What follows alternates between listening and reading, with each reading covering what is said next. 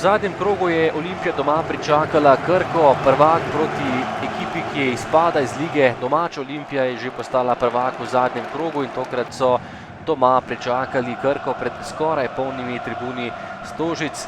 Prva kombinacija za Ljubljančane, streljal je Eleke, bil je v težkem položaju in tokrat zgrešil. Še napad Olimpije, tokrat je podal Radovič z desne, Eleke je bil pred vrati in uspel streljati, ampak na pravem mestu je bila novomeška obramba. Nadaljevanje akcije, pregravanje pred vrati in še en strelj Elekeja. Obramba Krke je tokrat odbila žogo v kot. 23. minuta in lepa kombinacija Olimpije, Eleke in Zajc sta bila v akciji, takole pa je lepo pregraval Miha Zajc in med nogami Mitrovića zadev za 1:0. Lep zaključek vezista Olimpije, ki je takole spravil Stožice v veselje. 1:0 za Ljubljančane v 23. minuti. Lepo pregravanje mladega reprezentanta Slovenije, ki je zdaj dobil še vpoklic v člansko reprezentanco.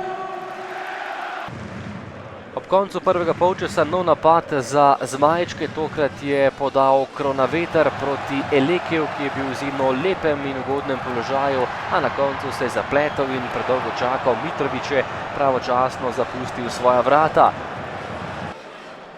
Ob koncu prvega polčasa pa še tale akcija in Eleke se je znašel sam pred golom, tokrat pa je bil dovolj natančen, podal je Radovič, še ena lepa globinska žoga proti Nigericu, ki je vendarle ujel pravo formo za zaključku letošnjega prvenstva in zatresel mrežo za povišanje prednosti na 2:0.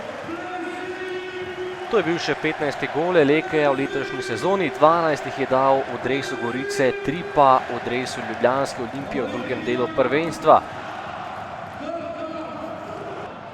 Drugi polčas in prva kombinacija zelenih, spet pred vrati Eleke, odlična obramba Mitrovića. Kronaveter je poizkušal s preigravanjem in takole je streljal, preslabo za Mitrovića. Rok Kronaveter si je želel gola za prvo mesto na lestvici strelcev, ampak izenačen je bil Šporarjem in Mendijem, ostal je pri 17 golih. Tole je bila izjemna priložnost Krefla. Mitrović je bil še enkrat na pravem mestu, mimo vrat Olimpije pa je tokrat meril Kostanjšek. Priložnost za Novomeščane, še enkrat več.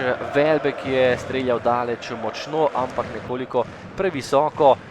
In nov poizkus Velbeka, ki je bil sam pred vrati, odlično pa je vrata zapustil vratar Vidmar, ki je tokrat žogo odbil v kot. Ob koncu tekme še nekaj strelov, oddaleč je poizkušal Kronaveter, dobra obramba Mitrovića, ki je žogo še enkrat odbil. Ponovno Kronaveter, ki je bil v izjemni priložnosti, tudi tokrat pa ni bil najbolj natančen in še enkrat je žogo poslal visoko čez gol.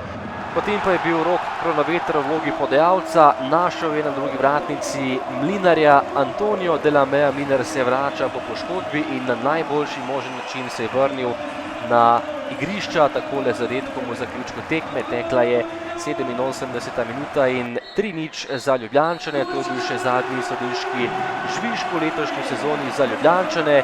Vanoli je prišel v tem drugem delu prvenstva in slavil naslov prvaka. Olimpija je prva zmago in tudi zaključila letošnjo uspešno sezono, Krka pa se s porazom poslavlja od prve lige najmanj za 1 leto. Neverjetno, neverjetno. Vidi se, da je Ljubljani manjkal dober nogomet, vidi se, da so pogrešali ta naslov. In to vzdušje danes je preprosto težko opisati. Ne morem reči, da je to možno v slovenski ligi v Ljubljani. To je res ena velika obveza za naprej, da bo ta klub rastel in da bo ponavljal take rezultate. Govorili se je, Mandarić je prišlo je pojačanje, ampak po začetnih tekmih smo začeli verjeti. Sezona je bila polna vzponov in padcev, ampak vendarle ste zdržali vse do konca. Ja, nismo blesteli, na srečo tudi ne Maribor, liga je bila zanimiva, ampak na srečo zasluženo smo osvojili naslov prvaka.